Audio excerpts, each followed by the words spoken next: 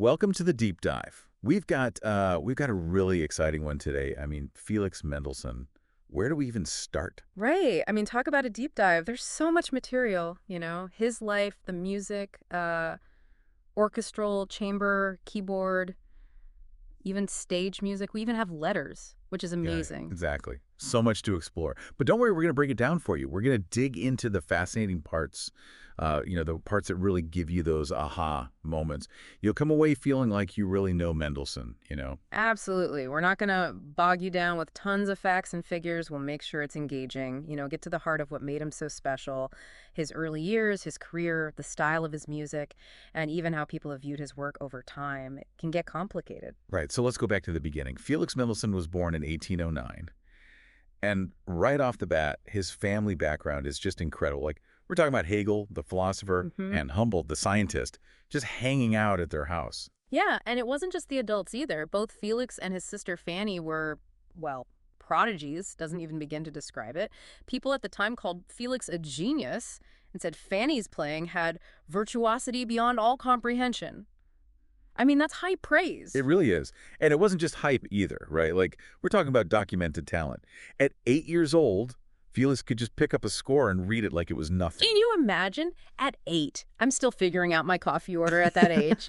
And not only that, he could transpose those Kramer studies, move them to different keys, which is no easy feat. And get this, he performed Dussek's Military Concerto, all from memory. Yeah, that's insane. But we can't forget Fanny either. She was absolutely brilliant. Think about this. At 13 years old, she memorized and played all 24 preludes from Bach's Well-Tempered Clavier. That's not just talent. That's dedication and musical understanding. Absolutely. Memorizing all those preludes, it shows an incredible grasp of musical structure and an insane memory. It really puts their abilities into perspective. And it wasn't just raw talent they had rigorous training from very young. Yeah, no kidding. Around 9 years old, Felix started piano with Ludwig Berger and violin with C.W. Henning. There's even a record of his first public performance. He was accompanying horn players. At 8 years old. Can you imagine? It really shows how integrated they were into the musical world at such a young age.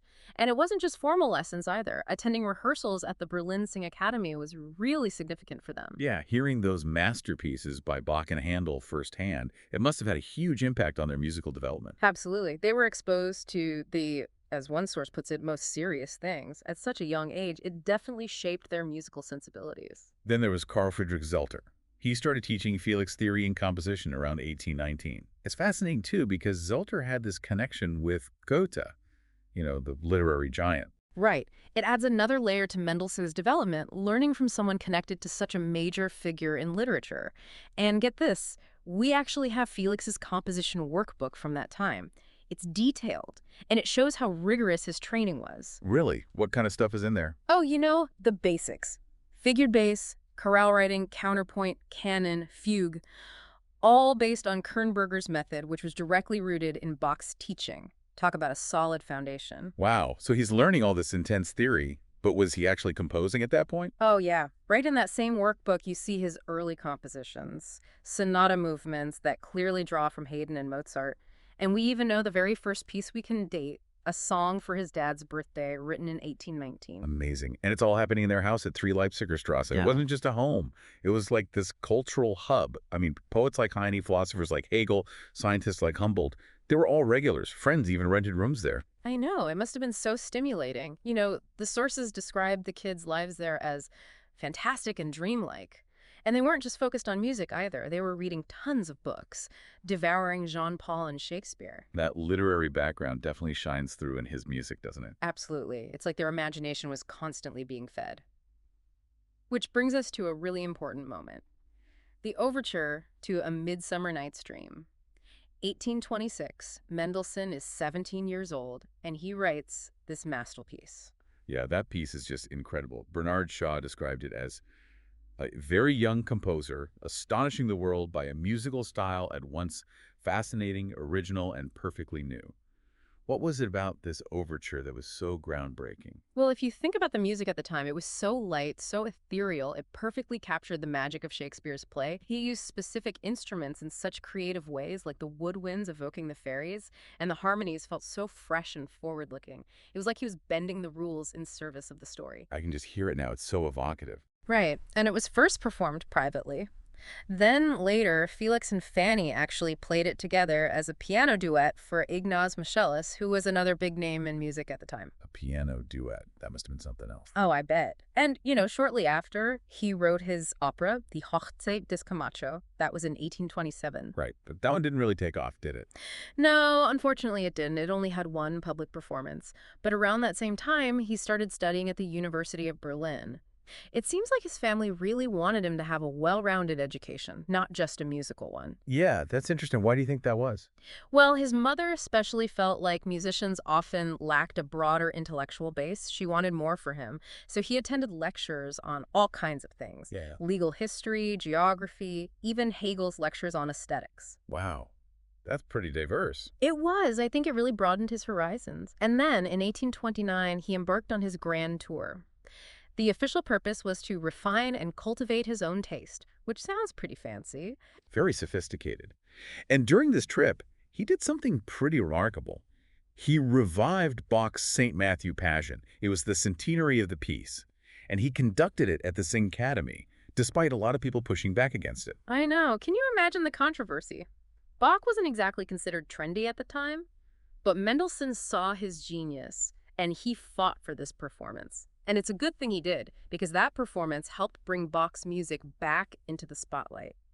It was a turning point, not just for Mendelssohn's career, but for music history. Totally. It showed his deep understanding of music, his organizational skills, and his vision. Exactly. And speaking of turning points, his arrival in London was another big one. Michelis, remember him from the piano duet? He introduced Mendelssohn to the English concert scene. That's right.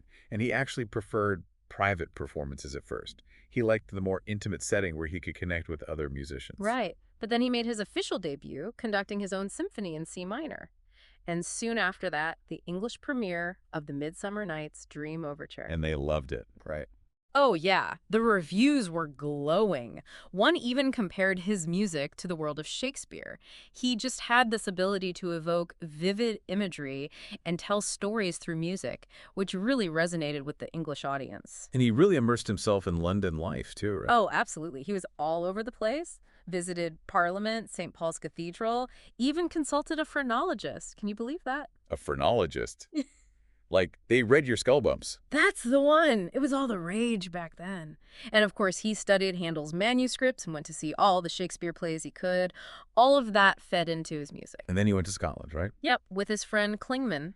And that's where he got inspired for the Scottish Symphony and the Hebrides Overture. You can almost hear the Scottish landscape in those pieces, can't you? Oh, absolutely. You can practically feel the rugged beauty of the Highlands and the mystery of Fingal's Cave. It's incredible how he translated those experiences into music. And he even visited Sir Walter Scott while he was there. Wow. And speaking of experiences, he even got in a coach accident on that trip. Yeah, but even then, he kept composing. He wrote Handel's Dixit Dominuses while he was recovering. That's dedication. Right. And then, on a happier note, he wrote Heimkehr aus der Fremde for his parents' anniversary. It's a charming piece. He really was constantly composing, wasn't he? Always working on something. So after Scotland, where did he go next? Well, after finishing the Reformation Symphony, he spent quite a while in Italy. He even got to meet Goethe, which must have been amazing. Then he traveled through Munich and Vienna, where his first piano concerto in G minor premiered. That must have been a whirlwind. Oh, I'm sure. And then came Paris. He was there for a good while, 1831 and 1832. He met Chopin, the poet Heinrich Heine, the composer Giacomo Meyerbeer, all these big names. Sounds like he was really embedded in the Parisian art scene. He was, but it wasn't all rosy. The Parisian musical establishment actually rejected his Reformation Symphony, and Mendelssohn was pretty disappointed with French opera at the time and with the whole Saint Simonian movement that was popular there. Oh, wow. I didn't know that. So even though he was this rising star, not everyone was on board with his style. Exactly. It shows he had strong opinions about music and wasn't afraid to express them, even if it meant going against the grain. He knew what he liked and what he didn't. And this time in Paris wasn't just about career setbacks either. He also lost his close friend Edward Reitz, which was a big blow for him. And the news of Goethe's death also reached him during this time.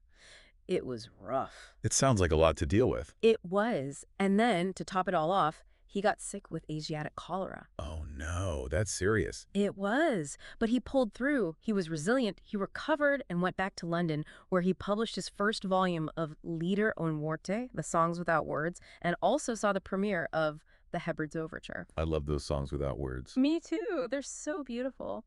But then, sadly, his old teacher Zelter died, and that brought him back to Berlin.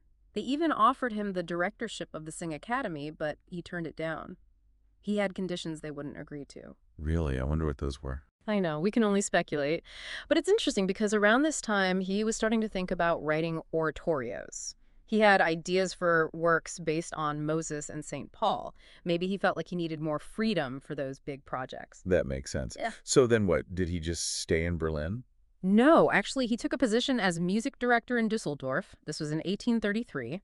He conducted choral and orchestral societies there and premiered his overture Die Schöne Melusine. I love that piece. Me too. It's so evocative.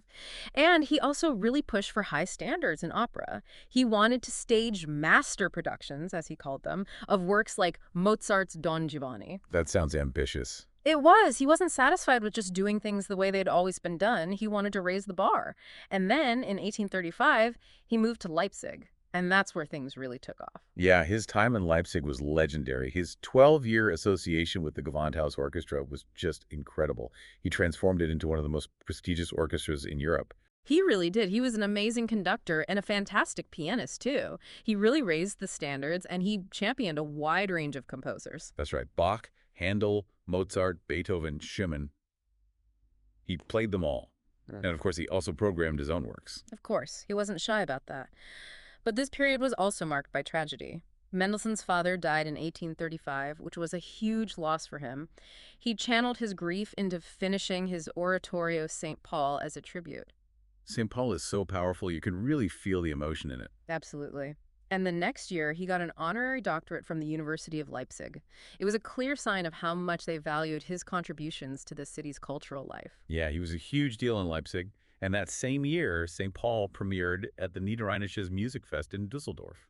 It was a huge success. It was. That really cemented his status as a leading figure in German music, and his fame was international by then. And you know what else happened in 1836? Oh. He started seeing Cécile Joannel. Oh, right. And they married in 1837. That's right. And even on their honeymoon, he was composing. He wrote the organ preludes and fugues, Opus 37, and his setting of Psalm 42. He never stopped working, did he? Nope. He was incredibly driven. And then after the honeymoon, he went back to England and conducted St. Paul to great acclaim. He also premiered his second piano concerto at the Birmingham Festival. Wow, he was really making a name for himself internationally. He was, and then it was back to Leipzig. Mendelssohn really became the central figure in the city's musical life. He was a driving force. He even organized these historical concert series at the Gewandhaus, looking back at the great composers of the past. It sounds like he was really passionate about musical history. He was, and he was especially devoted to Bach. He even wrote a piano accompaniment for Bach's Chaconne for solo violin and organized a Bach organ concert to raise money for a monument to him. He was a true champion of Bach's music. And under Mendelssohn's direction, the Gewandhaus premiered some major works, like Schubert's Ninth Symphony. Yeah, and Schumann's First Symphony, too. It was a hub for musical innovation. All these amazing musicians performed there, and he was constantly being asked to guest conduct at festivals all over Europe. So on top of all that, he still found time to compose. He did. He was incredibly prolific. I mean, during this time, he wrote the string quartets, Opus 44, the piano trio in D minor, the Ruy Blas Overture, the Labgesang Symphony Cantata. I could go on. Wow, that's a huge amount of music. He was really at the top of his game. But then in 1840, he got this offer from King Friedrich Wilhelm I to come to Berlin and revitalize the arts there. Yeah, but it sounds like he wasn't so keen on moving back to Berlin permanently. That's right. And the details in the position were kind of vague. He didn't really know what he'd be doing. I bet that was frustrating. But he kept his connection to Leipzig. He held on to his title of Kapellmeister for the Saxon court, just in case. Smart move. So what happened with Berlin? Well, he finally accepted the position of general music director in 1841. One of his first big projects was composing music for Sophocles' Antigone. It was part of this effort to revive interest in Greek drama. Antigone. That's a classic. Yeah. How did it go? Really well. It was a big critical success. He also conducted St. Paul in Berlin, and they made him an honorary member of the Sing Academy. Remember, that's where he conducted the St. Matthew Passion years before. It must have been a special moment for him. Coming full circle. And in 1842, his Scottish Symphony finally premiered in Leipzig. Yeah, and then he went back to London for the symphony's London premiere. It was dedicated to Queen Victoria herself. I bet she loved it. And he even got invited to Buckingham Palace, right? He did. He improvised for the Queen and accompanied her singing. I bet that was a little nerve-wracking. Just a bit. But it shows how much he was respected in England, even by the royal family. But despite all the success in Berlin and London, his heart really seemed to be in Leipzig. That's where he kept working. And sadly, in 1842, his mother died. Oh, no. That must have been so difficult. It hit him hard. But he kept going. He premiered a revised version of his cantata, Die erste Walpurgisnacht, in Leipzig. And even Berlioz was there for the performance. And then finally, the Bach monument was unveiled in Leipzig. That was in 1843. That's right. A fitting tribute to the composer he admired so much. Absolutely. And that same year, the new Leipzig Conservatory was founded. Mendelssohn was a key figure in establishing it. He was on the faculty with Schumann, David, and Hauptmann. Wow, that's an all-star lineup. Right. They really made it a top-tier institution. But even with all this going on in Leipzig, he was still officially the general music director in Berlin. But his duties there were still kind of unclear. He did write a Te Deum for the millennium of the German Reich, though. Okay, so he was at least composing for them. Yeah, and he was also working on sacred music for the Berlin Cathedral. The king, Friedrich Wilhelm IV, really liked a cappella music, so that's what Mendelssohn was writing. Interesting. So he was adapting to the king's preferences. It seems like it. He also wrote the anthem Hear My Prayer for England around this time. And then in 1844, he was back in London, conducting the Philharmonics and performing as a pianist. Always on the move. He was, and he kept trying to find a good libretto for an opera. He really wanted to write one, but he could never find the right story. Too bad. It would have been interesting to hear a Mendelssohn opera. I know. But in 1846, he finished two big choral works, Loudest Scion and the first part of Elijah. Elijah. That's one of his most famous pieces. It is. And he also directed a music festival in Aachen where he worked with Jenny Lind, the famous soprano. She was a superstar back then. She was. And then came the premiere of Elijah at the Birmingham Festival. This was in August of 1846. And it was a huge, huge success. What was it about Elijah that made it such a hit? Well, it's got it all. Drama, beautiful melodies, incredible choral writing. And the story, the prophet Elijah, really resonated with the audience. It was a perfect combination. And the way Mendelssohn used recurring musical themes really tied the whole work together. It was just brilliant. So what happened after Elijah? Well, he started revising it right away, based on what he learned from the premiere. He also completed the concert aria on Lena's Gloomy Heath around this time. And his friend, Moscheles, joined the faculty at the Leipzig Conservatory. That's right. So the conservatory was really becoming a powerhouse. Yeah. But sadly, the opera with Jenny Lind never happened. No, it's a shame. It would have been amazing. And Mendelssohn's last public performance was conducting St. Paul in Leipzig in 1847. Then he went back to London for performances of the revised Elijah. So that was his final trip to England. It was, and while he was there, he got some devastating news. His sister Fanny had died suddenly. Oh, no. I can't even imagine how heartbroken he must have been. He was absolutely devastated. He went to Switzerland to try to cope with the loss, and for a while he couldn't even compose. He turned to painting instead. But eventually he started writing music again. He composed the 3 motets, Opus 69, and began sketching out ideas for an oratorio about Christ and an opera called De Lorelei. It's amazing that he was able to compose it all after such a loss. It is. But you know, when he went back to Leipzig, he was still deeply grieving. Visiting Fanny's grave was incredibly difficult for him, and he just couldn't conduct with the same energy anymore. And then, in his final months, he had a series of strokes. It was all just too much. It's so sad. He died in November of 1847. He was only 38 years old. Way too young. He was buried next to Fanny in Berlin. But even after his death, his music lived on. Elijah and many of his other works were published, and people kept performing them. And later on, scholars started working on compiling complete editions of all his music. It's incredible how influential his music has been. So let's talk about his style. It's clear that he drew inspiration from a lot of different sources. Yeah. Bach, Handel, Mozart, Haydn, Beethoven, Weber. They all had an impact on him. Absolutely. You can hear it in his music. He absorbed all those influences and created something unique. Remember, Schumann called him the Mozart of the 19th century. That's right. What do you think he meant by that? Well, there's definitely a melodic grace and a formal clarity in Mendelssohn's music that reminds you of Mozart. But he also had this romantic imagination, this ability to create these incredible soundscapes. Think about the scherzo from his octet or the Midsummer Night's Dream overture. He was so inspired by Goethe and Shakespeare. He really brought those literary worlds to life through his music. He did. But he didn't like to be too specific about what his instrumental music was about.